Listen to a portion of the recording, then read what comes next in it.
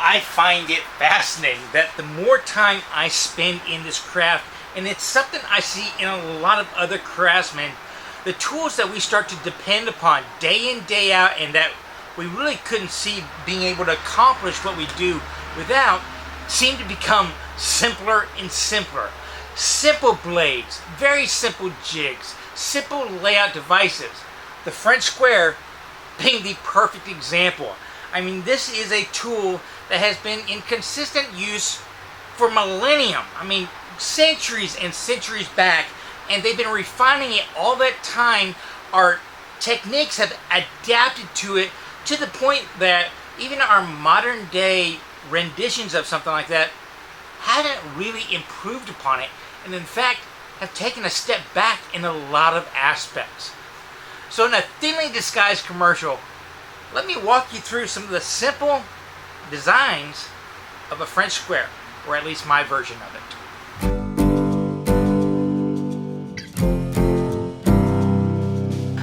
Now, about 5 years ago, I did one of my first breakout videos was making this French square right here. This very one, and you can tell it's that very one because I overcut a little bit.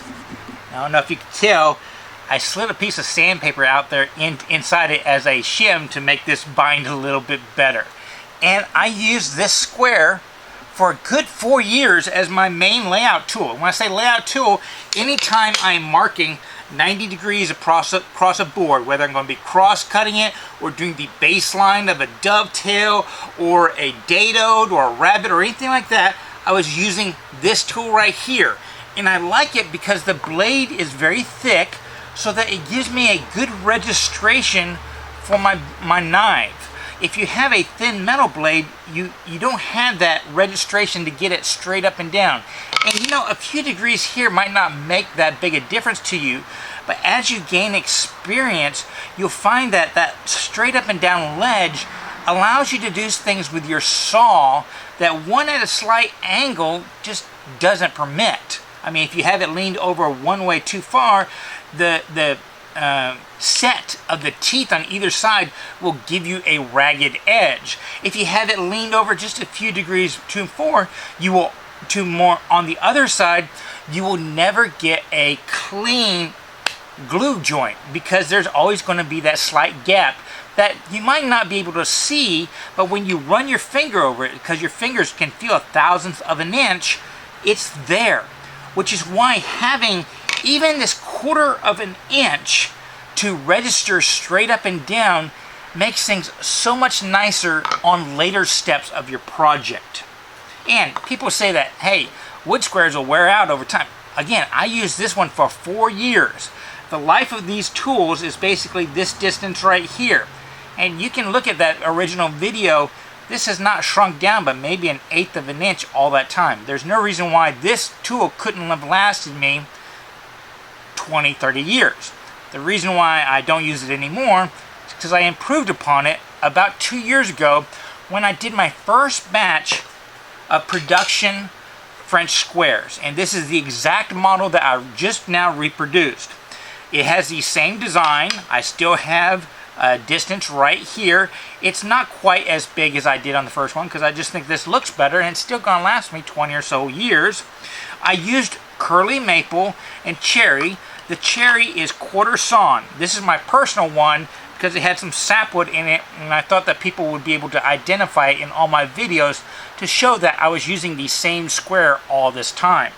Here is one from the latest batch that I've produced, and as you can see, this nice quarter sawn cherry. This will be very, very stable, and I chose curly maple not only because it looks cool, but there is a function. Those curls are caused by grain coming up and down. So basically what you're seeing is light reflecting in and out of the different cells. So I am exposing end grain and long grain throughout this thing, which will allow moisture to come in and out of your tools a lot quicker. That is the exact reason why coffin smoothers have always had this curved shape, because it exposed end grain so that humidity could pass in and out of the plane more consistently, so it will maintain its trueness. Same exact reason why I chose the curly maple to help it stabilize itself over time. Though, let me tell you, after you make a French square, you'll be paranoid and you'll be checking square all the time. And over that first month or two, you might get, maybe a half a degree off that you'll fix with a few passes on your plane. But after that, they kind of stabilize. And you don't end up resurfacing them for trueness. You resurface them because maybe you leaned your knife over a little bit and knifed in on it. And that's another reason why on my blades, if you look at it, you will see the grain direction. Now, not all of them are like the grain direction is kind of going in a direction, so I'm laying fibers down when I draw my knife blade back this way. I don't want any fibers to catch the blade and want it to come in. So with curly maple, you can't always follow the grain as far as looks, but you can feel it. If you just run your finger, it's smoother one direction than the other. So you always want to have the smoothness coming back towards you so that you can draw your knife on there. Other features, you have a nice OG right here. That right there, there's a lot of debate on there. A lot of people say that they had these shapes on the end and each shop might have a different shape because it allowed for a quick layout of stuff like molding. So if one shop was doing a lot of tables in one style, they had a kind of a traditional molding so that they could quickly lay it out on the ends, and then they would use their hollow and round planes to make that shape. And having their tri-square set up that way made it consistent throughout the shop. Other people say it's to tell people that you'd never really use the interior angle right here as a registry. Yes, when you make it, you try and get it 90 degrees, but there's no really easy way to fix that. So that right there is not what's used. What's used is this reference angle and this reference angle. You bump it up against something, and there you go. And this bumping up was one of the major improvements I did over my original design and most of the ones I see people make, because this is flat right here. And I don't know if you've ever sawn a board, but you always end up with fuzzies or schmutz on the end, and that schmutz could affect the accuracy of your tool if you get it bound up right here, because it will bring it around. So on my design, I cut a couple grooves that are ever so slightly bigger than the blade, so they come up over here, so that when you register this against the edge of your board, it will sit flat even if there's smudge on the edge, because the smudge will go into the groove and it's actually registering, a half a millimeter or so below the surface. And then other than that, I bevel it for comfort. I actually tried a bunch of different thicknesses for the blade, and with my size hand, which I consider fairly average, this was always the most comfortable. If I got it any wider, my thumb was kind of, over time, it kind of aches on you.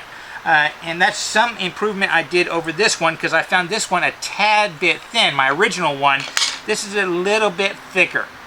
And it is also 3/4 of an inch, so you can register it on a piece of plywood if you are trying to get a dado, to get that 1/4 inch, the third in there. So all aspects of my design, there's a reason for it, and yet in the end it's just simple. There's not much to it. It's two pieces of wood with different shapes carved on it. And making items like this is how I have been subsidizing my effort on YouTube. A lot of the stuff I make, I sell at art markets and stuff like that. And honestly, if you're coming to me to watch me teach you how to make a bowl, you're not that likely to buy it. So I generally sell most of my woodworking to non-viewers.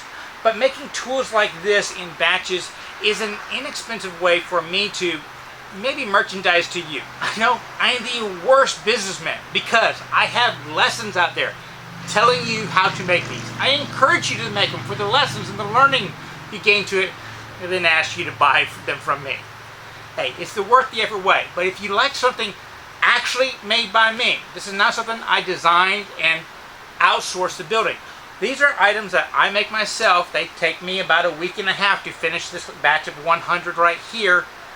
Hey, it could be in your shop for really a reasonable price, considering all the time that it would take you to make one and the materials I'm using, the careful selection I do on those materials. So, if you're interested in supporting my channel, helping me out a little bit, visit my website, wortheffort.com. Down on the bottom, I have a tools section. You can see other tools that I offer for sale, like my English squares, my mallets, my dovetail markers, and some other stuff that are coming up in these upcoming months, as I've now got tools to make mass production a little bit easier, or batch production. So, hope you enjoyed this. Remember, it's always worth the effort to learn, create, and share with others, and hopefully buy a few tools for yourself.